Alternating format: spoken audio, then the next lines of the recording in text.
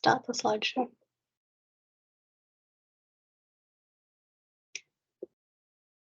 Um, Welcome everyone again to these talks on the 4 books. Today we'll continue our study on the highest learning. And you've probably figured out by now that it's just not any form of learning or skill. It's not like learning maths. It's actually reclaiming what we have inside of us. It's recovering this innate excellence that we all have. Last time we covered a very long passage, and we said that these ideas are not the opinions of one person or a specific organization, but the knowledge and practices of ancient thinkers and rulers. They were noted to be sages worthy of our emulation. So it's very interesting because when we think about the ancient and today, we kind of associate it with being outmoded. But in fact, in traditional China, what was ancient was valued and considered of worth. It's actually in the form of the character itself. So when we look at ancient, as you can see down the bottom, it's made out of 2 parts, the top part and a bottom part. The top part is the character for 10, and the bottom part is the character for mouth. It looks like an open mouth. And put together, it's meant to represent 10 people, or a lot of people, who thought that these ideas were worth spreading and worth handing down from one generation to another, and so that we can read this today. And we know that the highest learning, the ideas here, were very valued throughout Chinese history as part of the Confucian classics. But then in the last almost 600 years of Imperial China, the highest learning was part of the compulsory curriculum for anyone wanting to be part of government service. Now, these ideas were relevant in the distant past, they were relevant in Imperial China, and also relevant to us today. I mean, just take a look at this passage and you'll realize that these are things that we still want. For example, world peace, national prosperity, well-functioning families, healthy living. The problem is, of course, that most of us today may not know how to achieve these goals. Let's not talk about world peace. Let's just talk about ourselves. Do we know the key to our own personal well-being? And so you can see that these classics really provide us with food for thought. The teachings are worthy of our deep consideration.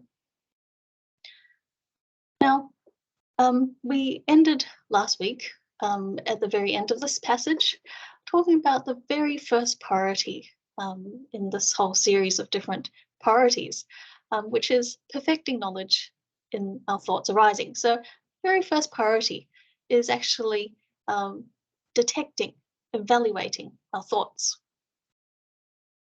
Now, the problem is, of course, most of the time we're running on autopilot. Sometimes we say things, we do things, and we don't even know why. Now, Harvard professor Michael Pruitt expresses this well. He says that ancient Chinese philosophy describes the uncultivated individual as being a mess of different emotions. And depending on who we meet during the day, what happens to us, these emotions, these sort of patterns of behavior and thought are drawn out from us as if sort of out of our control. Now, this is what the highest learning is getting at here, that we do have control, that it seems as if that we're running on autopilot, but actually the thoughts did exist. Perhaps these thoughts occurred earlier in our life, and we've just been reacting the same way every time, so much so that it's become second nature. It's like walking. We don't have to think when we walk these days, but there was a time when we had to be very conscious about every step that we took and not falling over. So essentially, we've developed patterns of thoughts and habits over time. Now, the point is to recognize the patterns, and then be able to get out of this rut. So this is what the Confucian philosophy here is trying to teach us, to identify these ruts and change them so that we can better relate to people around us and the environment around us. So rather than talking about it theoretically, I thought it'd be useful to provide a specific example from something we're all familiar with, from the Dizugui. So in this particular guideline, it states that if criticism makes us angry and compliments make us happy, we will attract bad company while good friends will leave us. If we are appreciative of criticism and uneasy with compliments, people who are virtuous, sincere, and trustworthy will gradually become our friends. Now, there are two related ideas here: criticism and compliments, or otherwise known as praise and blame. And there are two ways that we can react to each of these. So, in relation to compliments, we can either enjoy the compliment, keep it in our mind, think about, we're so good, or we can feel uneasy. Now, uneasy doesn't mean feeling annoyed or sad. It's actually not keeping it in your mind, not thinking about it. And if someone compliments you, just think that it's nothing. In relation to criticism, we can either react with annoyance, this person, they always seem to pick out the faults. There's nothing positive that they say, for example. Or we can appreciate the criticism. We're so grateful that they actually took the time to point this out to us so that we can really improve. So notice here that all of these are related to our own thoughts. It's not related at all to the other person or their intentions, because they could genuinely want to praise us so that we are encouraged to do more good work. Or they could genuinely want to provide us with honest feedback so that we can actually improve. So the problem is not with the other person, not with what they say. The criticism and the compliments are neither good nor bad. It's just how we respond to them. And how we respond to them can either see us steaming ahead on the way of the highest learning, or take an exit road in the opposite direction, further and further away from our goal of moral excellence. Now, it might be easy to understand why we have to appreciate criticism, but it might be harder to understand why we can't enjoy compliments. So I'd like to explain this a bit further. I mean, most of the time, we put in a lot of hard work and we feel that we deserve the credit. But yes, we put in hard work, but can we take the credit? If we think a little bit further, first, who gave us the opportunity to actually do this work? And when we were doing the work, the resources that we used, the environment that we were in, who provided us with that? Perhaps along the way, people helped us out. And even if they didn't help us out, they maybe contributed ideas or we borrowed ideas from them. So, even if you're writing an essay, you have to read the research and the work of other scholars. And really, you're standing on the shoulders of giants. So the credit belongs to them. Another way of thinking about this is that when we do this work, for example, if we're a student, it's actually part of our learning, both inside the classroom and outside the classroom. If we're doing it for our job, well, we're actually getting paid anyway. And if we're doing it for our family, well, we're a member of that family too. So we get to enjoy the benefits. So all up, actually, when you think about it, doing this work is part of our responsibility. It's actually what we should be doing. So how can we take the credit? So this is when perfecting our knowledge comes in. So we have this thought, I deserve the credit, I deserve the praise, look how good I am. And then you have to perfect that knowledge by thinking about that thought. Why do I think this way? Is it being selfish, or should the credit go to other people? Am I think in the way that I'm thinking, is it counterproductive or is it productive? If we enjoy the compliment, it's actually counterproductive because we stop improving ourselves. We become complacent, maybe even arrogant. And because like attracts like, then what happens is that we attract people who also like to enjoy themselves. And that's why it says attract bad company. On the other hand, if we feel uneasy, we give the credit to other people as they deserve. And well, that means that we're always grateful and we always learn from others and we never stop learning.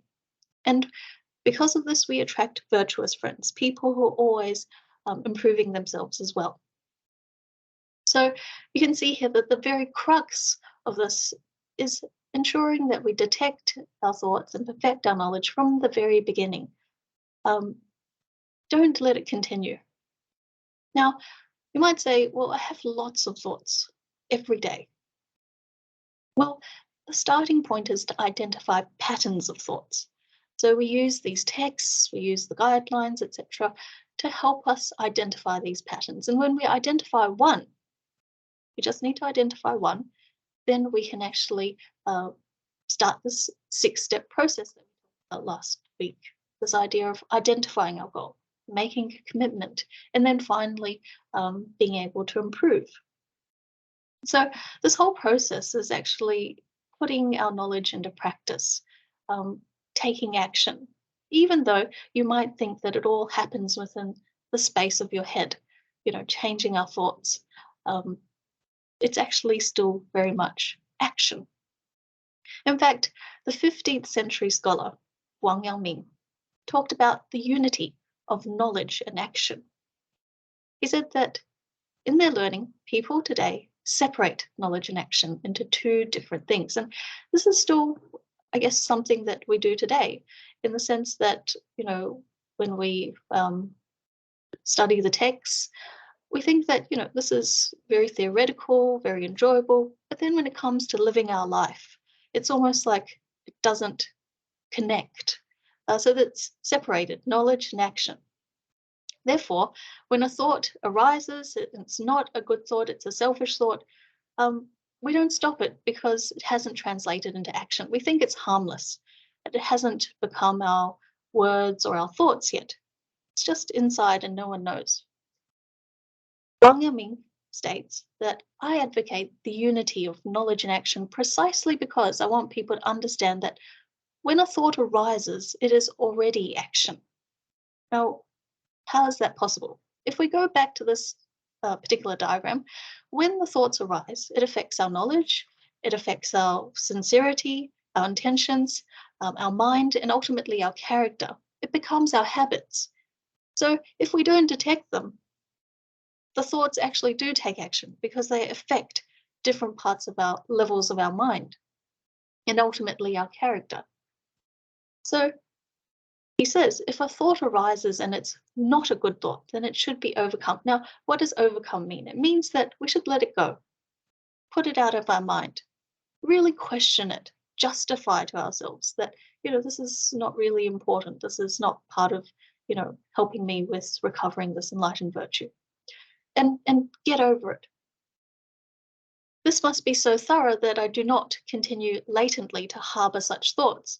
So we have to really convince ourselves, and this is where all this learning comes in. We convince ourselves that it's actually not something that we should continue thinking. Stop it in its tracks, nip it in the bud. Because if we continue to think this way, you can see that it just continues translating down that process, and these thoughts go undetected, and it becomes something we say or we do, and something that we might regret. So all of this is actually practice, even though it's simply changing the way that we think. And, you can see how it is the unity of knowledge and action, because when we learn something, like what we talked about just before, we should be uneasy about compliments. Well, next time when we when we hear compliments, then we can immediately action it. So the knowledge and action become one. And so you can see, of course, that this whole process requires conscious effort. And it's apparent in the very passage itself. So here I've bolded certain words that keep repeating themselves. Wishing to do something, wishing to do A, they prioritize B. Wishing to do B, they prioritize C. So wishing and prioritize are two words that keep being repeated in this particular passage, because it shows us that we have to make a conscious commitment and effort at every level to reorganize our priorities so that we know to perfect our knowledge, to detect our thoughts. Now, this passage is very interesting. It sort of works from the macro level to the micro level, in the sense that it's telling us that, if we want to think big, dream big, help all people, then we need to focus on ourselves, manifest our enlightened virtue. Now, I want to move on today to the next part of the text. And the next part of the text goes from the micro level to the macro level.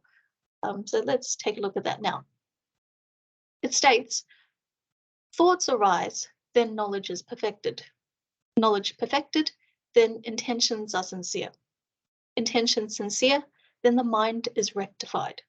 The mind rectified, then the self is cultivated. The self cultivated, then the household is regulated. The household regulated, then the state is ordered. The state ordered, then the world is at peace. You might notice there's a bit of repetition between this passage and the previous one. But Confucius told us that where there's repetition in texts, we have to pay particular attention. We can't just gloss over it, because there's bound to be an important message there.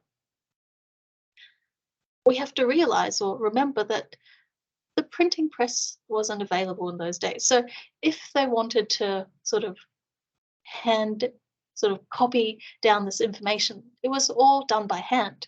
If they wanted to pass it on to the future generations, they'd have to copy it out by hand again, word by word, and on bamboo slips or wooden slips that were very cumbersome and hard to come by. So if there was repetition or superfluous material, it would have been edited out quite early on. Now, the fact that this is seemingly repeated, means that there's something interesting here. If we look closer, you will notice that this sentence, or this passage rather, is different from the previous one. And I'll put them side by side. See, the first passage is much longer, isn't it? And it's got those repeated words, wishing to do something, prioritizing something. Whereas this passage is more of a sequence. A, then B, B, then C, C, then D, etc. So it's more of a logical process.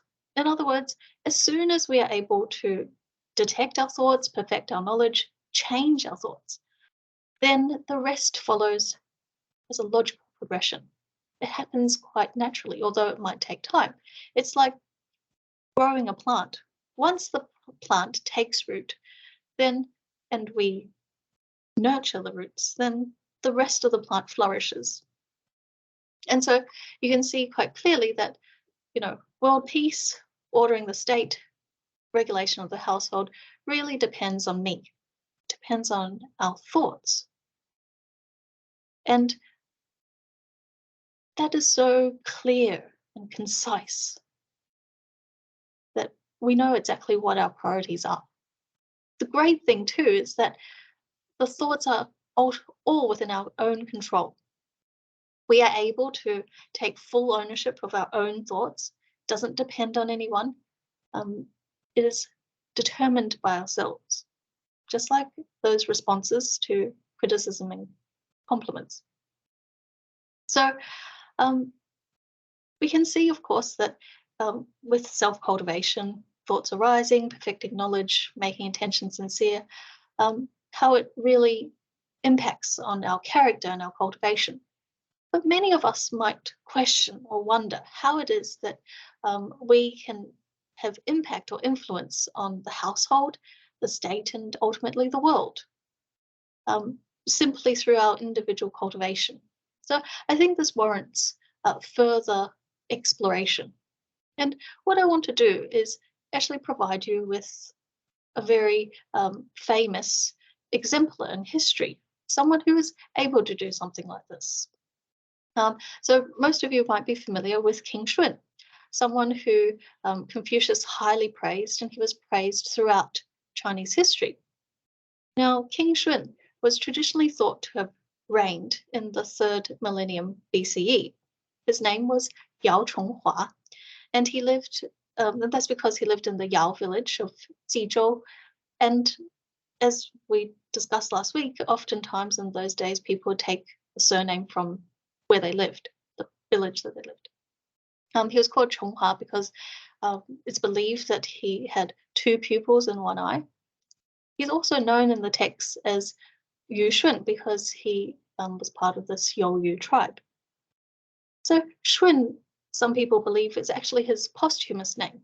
And this was a name or title given to rulers in the past as an evaluation of their reign and their character. So what does Shun mean? It means that he accepted the abdication of King Yao, his predecessor, and was successful. Moreover, it means that he possessed the moral qualities of humanity, rightness, and was enlightened. So we know from Confucius as well as other thinkers that Shun is recognized as a sage ruler, as a sage.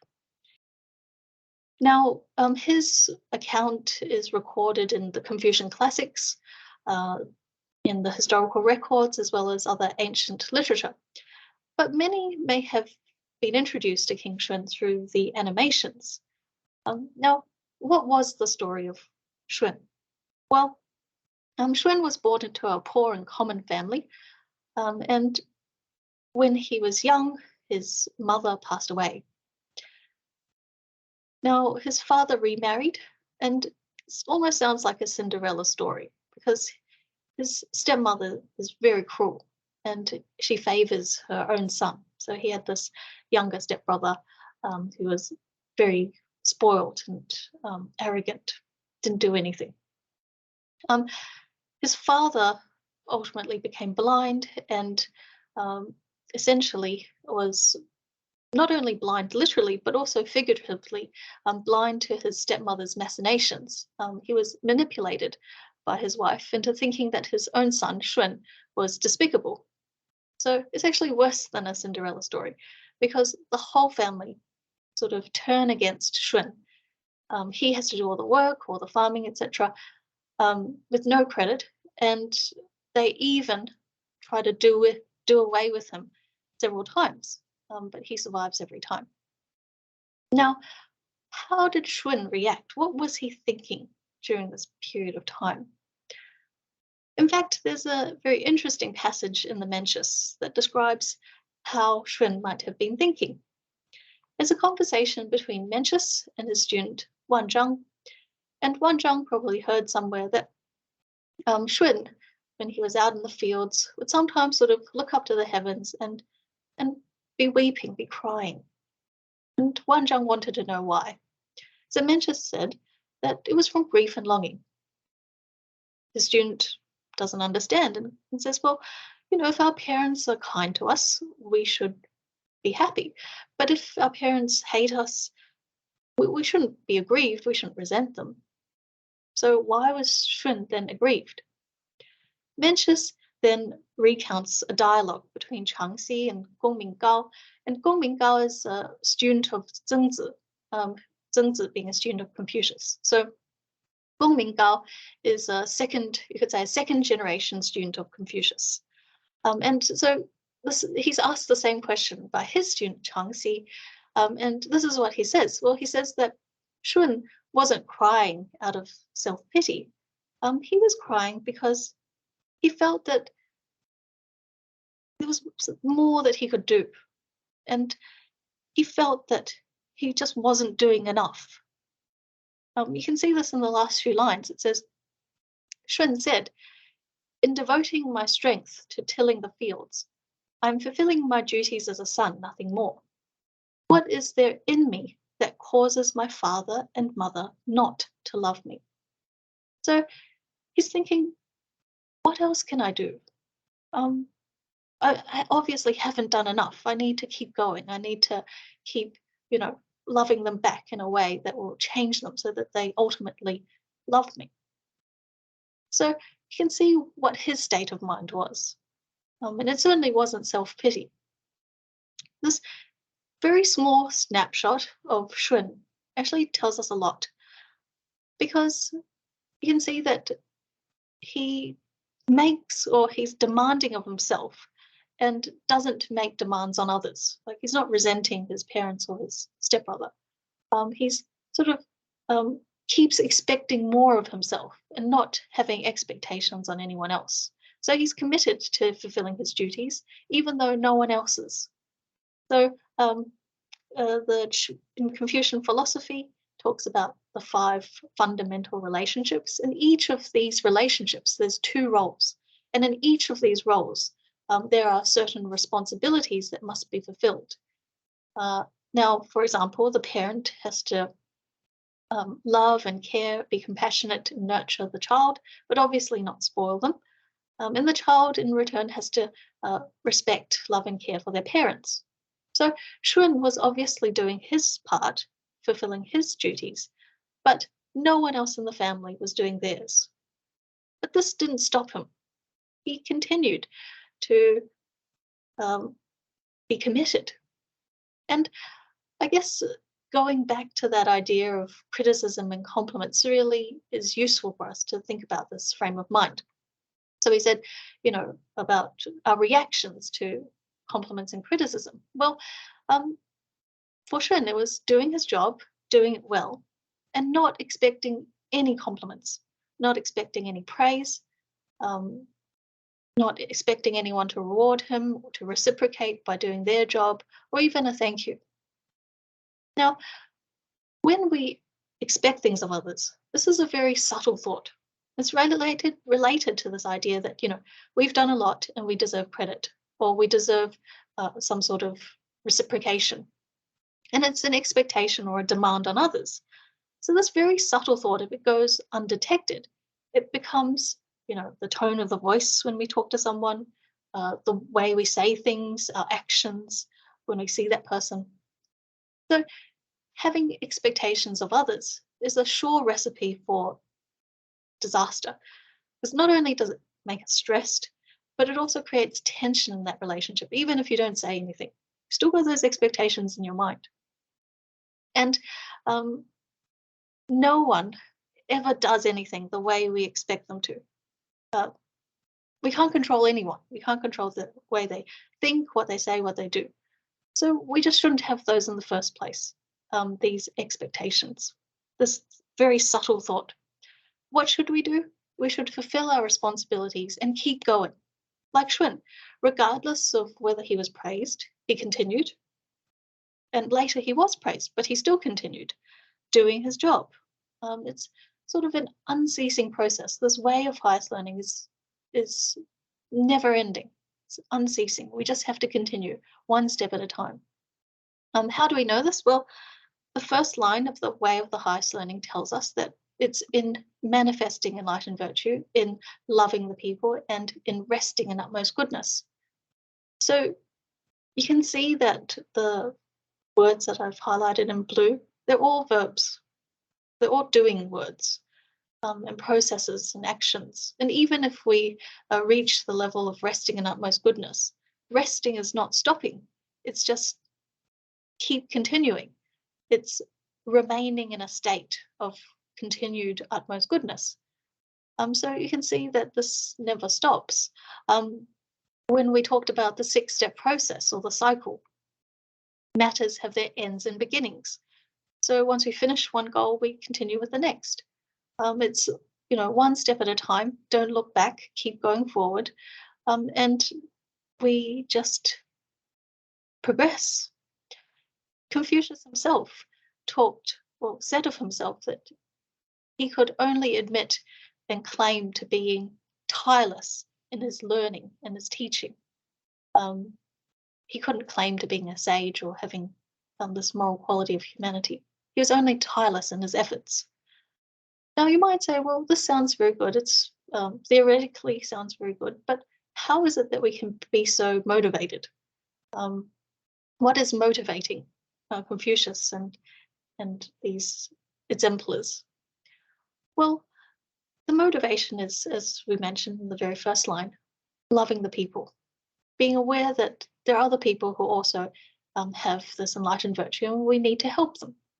But on a more practical level, what's motivating us, perhaps on a daily basis, is because we're not motivated by anything external. We're not motivated by praise, by admiration, by reputation. It's an inner motivation. It's a self-motivation that occurs when we experience the benefits. Now, what are these benefits? Well, if we go back to this 6-step process, you'll see that when we first start out, it's going to be difficult. We have to be committed. But after these first stages, we experience a tranquility. Our mind becomes settled. We have less distracting thoughts about, what others think, say, or do in reaction to us. We simply continue along this path with this very settled mind, and then we become quite at ease. It becomes quite effortless and pleasant even.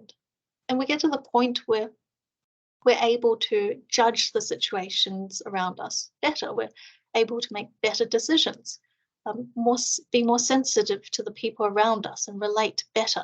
Our relationships will be better. And then we will feel that we've made progress on the way. So it's this inner sort of motivation that occurs when we experience these benefits that keeps us motivated. It's nothing to do with the praise or things that happen externally. So you can see that all of us are on our own path, our own way. But we shouldn't really look at others because they have their path and their own priorities. The way that we take is the path that we forge, and it's completely within our own hands, or we could say within our own minds, and the thoughts that we detect and evaluate. So this idea of self-cultivation is of the utmost wisdom because it really helps keep us focused on what's important and our own actions rather than expecting of others. You can see, of course, that Shun was able to, through his cultivation, continue in being committed. And what happened to him? Well, at that time, the king, King Yao, was looking for a successor. And he thought that his son was actually quite unworthy for the job. Senior ministers were insincere, and he sort of wanted people to recommend others outside the government. As this is the conversation that takes place, and it's recorded in one of the Confucian classics, the documents. And King Yao is saying to the chief of the Four Mountains, I've been on the throne for 70 years. If you can take my place, I'll gladly resign. Now, the chief of the Four Mountains is very honest. He says, I don't have the virtue, so I would only disgrace this position. I would not do a good job. And then King Yao says, well, recommend someone. You can recommend someone who's from the government, who has title, or you can recommend someone who's from the common people, who has no title or rank. So that's what it means when it says humble and mean. Now, when he said that, when he sort of opened up the selection criteria, then the senior ministers all thought of Shun. They said, there's this young man, he's a commoner, he's called Shun of Yu. Now, King Yao had heard about him, but wasn't really clear of the details. So the chief then describes the circumstances of Shun. He says, he's the son of a blind man. His father is stupid. His mother is deceitful. His stepbrother, Xiang, is arrogant.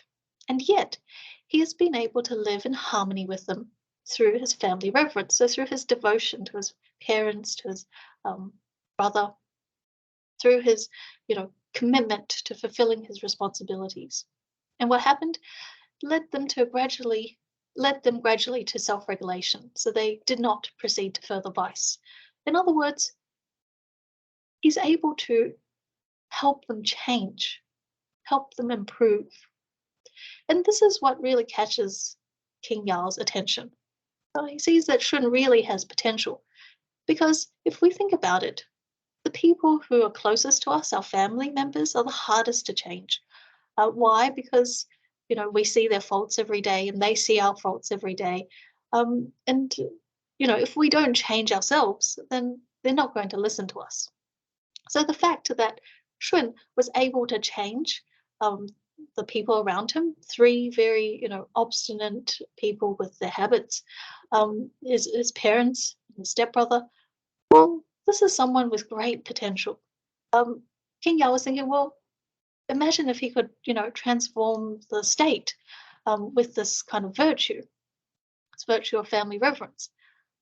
And so he was appointed.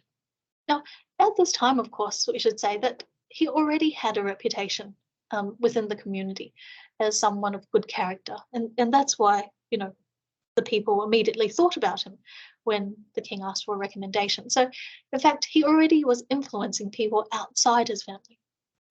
So what happens is that King Yao, sorry, um, appoints Shun as his successor, but trains him on the job and tests him for several years, and finally he becomes the leader. And what happens is that he leads the kingdom at that time to an era of peace and prosperity. So the reign of King Yao and King Shun often mentioned simultaneously as a period of a golden age in Chinese high antiquity, mentioned throughout Chinese history as exemplars of government. So you can see that when we go back to this passage here, that by sort of being able to evaluate his own thoughts, cultivate himself, then he was able to create harmony within his family, so household regulation. And we learn a lot from how Shun responded to his circumstances. Because clearly his struggles and challenges are what forges his character. If we think about it, without his family, there would be no legendary Shun. Without his terrible stepmother, he might have ended up being another spoiled child. So when we think about ourselves, when we're cultivating, it's through our challenges, the challenges that we meet, that really helps us cultivate, that tests how much we've cultivated. So oftentimes, when we're sort of trying to learn, trying to cultivate, we think that we're, doing a lot already. And how come the people around us, aren't learning from our fine example? Well, that's because we have to learn from Shun. We have to realize we haven't done enough. We have to do more. And even giving rise to that very subtle thought of expecting others to reciprocate is a thought that we have to detect, and we have to nip it in the bud, because it's not productive. It changes the way we speak to people, changes the way we act towards others, and it creates tension in our relationships. So cultivating the self is being focused on the self, and then providing that example for the household. And then if the household is regulated, like Shun's family, then the state will learn from that. Now, in relation to the household as a unit, a family, extended family, helping with ordering the state, there's actually a really good example, a very good historical anecdote. It takes place in the 7th century, in a time in Chinese history called the Tang Dynasty, and it's during the reign of Emperor Gaozong. So one time, Emperor Gaozong was conducting an ancient ritual ceremony, paying homage to heaven and earth on Mount Tai. And when he was returning to the capital, he made an unexpected detour. He went and visited a family. Now, this family clan, so family clan, we said, was several family lineages, everyone with the same surname, living together in the same community, and sharing property, wealth, and having this commonalities, common values, etc. This family clan had the surname of Zhang, the Zhang family. And why he made the detour was because he had heard a lot about this family, that this family had 9 generations living together very harmoniously, and members of the family being very competent and talented. So 9 generations, if you think about it, if we live together with our grandparents, that's 3 generations. So what would 9 generations be?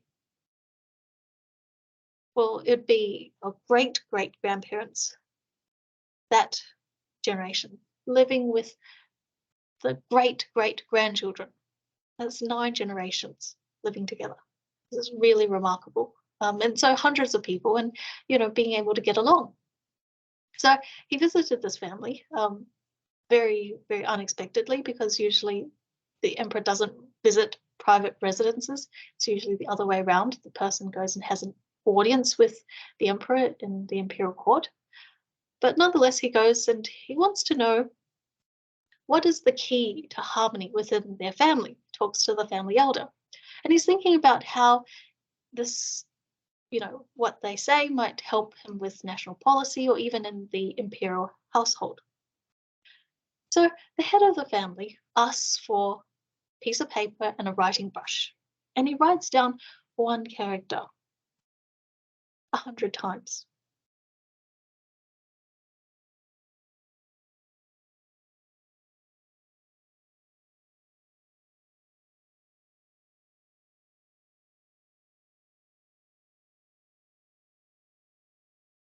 So this is only written here, or appears here, 49 times. So you can imagine if he wrote it 100 times, how long he had made Emperor Gaozong wait.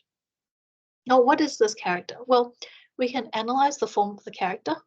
It's got 2 parts, a top and a bottom.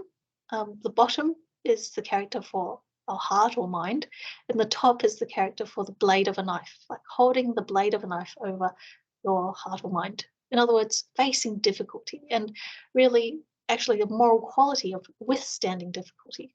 So this character means forbearance. Forbearance 100 times over.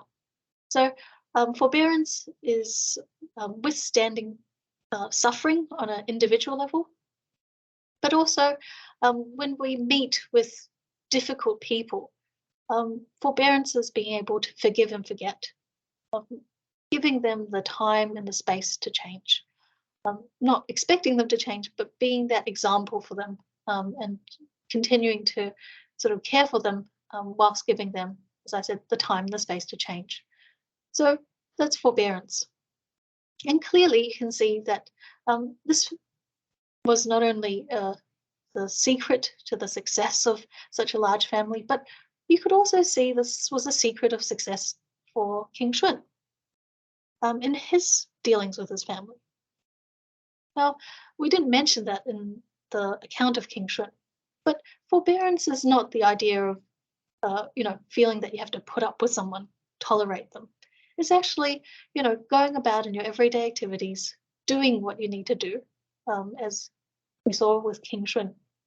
And then, when you meet with sort of interpersonal conflict, to have that sort of generosity of spirit to forgive and forget. And that's forbearance. So you can see how this family that's well regulated is able to then impact on the state or the nation, because Emperor Gaozong wanted to learn from them. Now, their impact was not simply in the 7th century, but throughout the generations. So everyone with the surname of Zhang, the descendants, would look up to their ancestors who lived out this family ethic. And in fact, the ancestral hall of the Zhang family is called Forbearance 100 times. So everyone in that family would have been influenced. But because the story was also recorded in the histories, we know that this particular ethic, this value, is also deeply embedded in the cultural fabric of the nation as well. So you can see how when the household is regulated, then that helps with influencing the state, helping the state be ordered. Now, when the state is ordered, that helps the world be at peace. Now, we don't have to look very far for an example in relation to the state and the world. Just in the recent years with the COVID pandemic, we can see, of course, there are some countries who have, better healthcare programs, public health practices, and all other countries will then emulate or look to that country as a model. So the fact that this country is done well means that other countries will then learn from them, and that helps improve the state of the world. So we've spent a bit of time now looking at how, from the self to the household to the state, and the state to the world, how these levels are connected, because, it's not logical. It's not logical for us to just say, oh, there's a household or a family that's harmonious, and then the rest of the state happens to be ordered. So it's important to work through this and understand. But as you can see, it all depends on the self. It all depends on us. And we have these ever-increasing influence in these outwardly concentric circles of influence. But we have to remember, of course, that this influence is not something that's forced. We don't force others around us to change. It happens naturally through our own example, just as naturally as spring coming and the flowers blooming. So that's why that particular passage was much more of a sequence of, A, then B, B, then C. Next part of the text is a bit of a summary of this opening passage. It states here, from the Son of Heaven to the common person, for all alike, cultivating the self is the root. Now, the Son of Heaven is quite interesting, this term. It's a literal translation of the Chinese Tianzi. And Son of Heaven is not the biological Son of Heaven, but rather has two connotations. It means that this person has been represented to embody the virtue of heaven and earth, this unconditional care for all others. But they also have a moral obligation to provide good government for all under heaven, hence the Son of Heaven. Now, this government was not related or was not entirely related to law and punishment, but required them to provide an example for the people. Now, even though they were addressed as the Son of Heaven, they addressed themselves as the lonely or friendless person or the unworthy. Now, why might that be? Well, a loner is someone who has no friends, presumably because they don't get along with others and they have poor virtue. And unworthy is someone who literally is not of good character. So it means the same thing. And basically, these self-denigrating terms of address would help remind them to constantly cultivate, to never stop, even though they had the highest position in the kingdom. So they still needed to cultivate. It says here, from the Son of Heaven to all of their ruling party, their household, to the state leaders, their ruling party, their household, down to the junior ministers, the minor officials, the scholars, and the common person who has no title or rank. Everyone, regardless of their social status, should cultivate the self as the root. Now, this is very important because some people who might have read The Highest Learning may think that it's only for people who want to be part of government service, people who want to be leaders, because it talks about, affecting change at the state and the world level. But actually, we have to realize that from this learning, all of us can make a difference. The rulers in Chinese antiquity, they came from working class common backgrounds as well, like Shun, who was literally a farmer. You had a fisherman, a construction worker, a chef as well, all landing the top job as the emperor or as the chancellor. And when we look across world history, not just Chinese history, people have changed the world, and they weren't even politicians.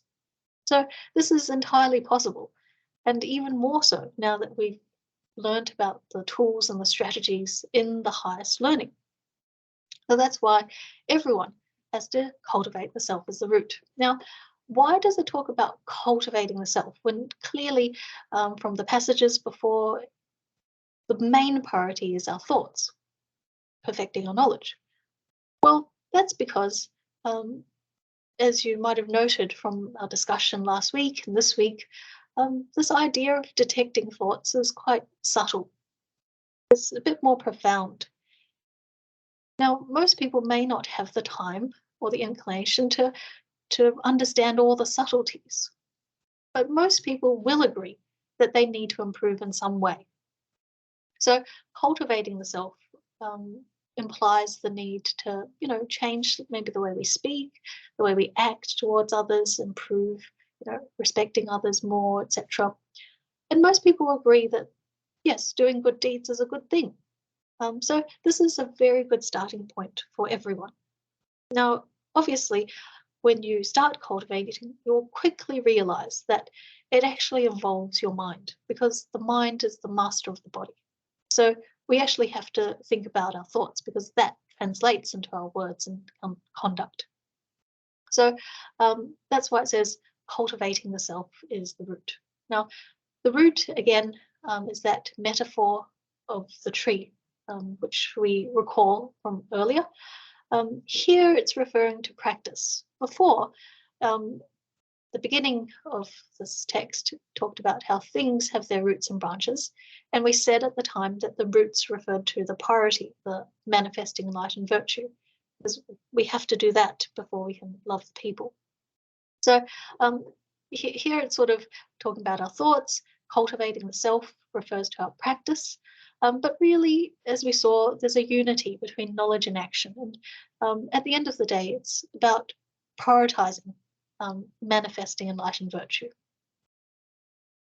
The next part states that with the roots in disorder, it is impossible for the branches to be in order. With the important being trivialized, it has never been the case for the trivialized to become important. And this is knowing the root. This is the perfection of knowledge. So again, roots and branches refers to the enlightened virtue, manifesting that first, before we can love all others and help them manifest their enlightened virtue. If we trivialize the important, if we don't put in effort, then there's never going to be an outcome, is there? So that's why we have to know the root and we have to perfect. And this is the perfection of knowledge. So knowledge and action coming together and uniting. So if we just do a quick recap of the opening passage, we'll see that the highest learning begins with the aims. Ultimately, the two aims culminating in resting in utmost goodness. Then we were given this 6-step cycle by which we accumulate and act on small goals for manifesting the enlightened virtue. And then it ended with a bit of a summary. What I've bolded here is where it talks about knowing. And you'll see that throughout the opening passage, it keeps repeating itself, this idea of knowing. Then the following passages were about, a series of priorities. We have to reorganize our priorities so that we focus on these thoughts and perfect our knowledge. And when we do that, then it's a logical progression. It takes time, but it's a logical progression to influencing others at the family, state, and ultimately the global level, making a difference. And this final passage talks about how everyone has to do it, and we just simply need to understand the priority. Now, you would have noticed that knowledge is repeated quite a lot, in fact, 8 times. It tells us the importance of knowing. Now, this knowledge or knowing is not simply being aware of a fact. It's actually being mindful and being focused, completely focused on the priority, on this task. And that in itself is action. So knowing the route is actually keeping or focusing our thoughts, knowledge, intentions, and mind on the priority. So on this idea of manifesting the enlightened virtue, which can be through small goals that we take on in our daily life. But it's keeping our thoughts on this priority. And when we are able to do that, we'll find that those selfish thoughts, those unkind thoughts just naturally disappear if we're able to focus on the priority. Now, this sounds quite theoretical. I'll give you a quick example. In the Deeds of Way, it states, when giving and receiving, we should be clear in what we're doing. It's better to give more and receive less. So there are two ideas here, giving and receiving. Now, if we think about this cake, we can focus on the thought of receiving. And when we do that, we think about, oh, how little this piece is, I want more, and it leads to sort of never-ending greed. Now, this is when we focus on receiving. Next, focus on giving. If we focus on giving, this thought of giving, our perspective immediately changes.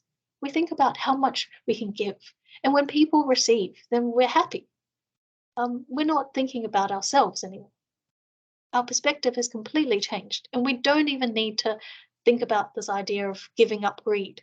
We just simply focus on giving. So that's this idea of reorienting our thoughts. That's this idea of knowing the route and perfecting our knowledge in the one thought by focusing on the right thing. So I'd like to end today with this very good quote from Roger Ames, American sinologist. He says that when he's describing the highest learning, he says the enduring power of this Confucian project is that it proceeds from a relatively straightforward account of the actual human experience. It's not reliant on anything metaphysical, transcendental, or supernatural like spirits.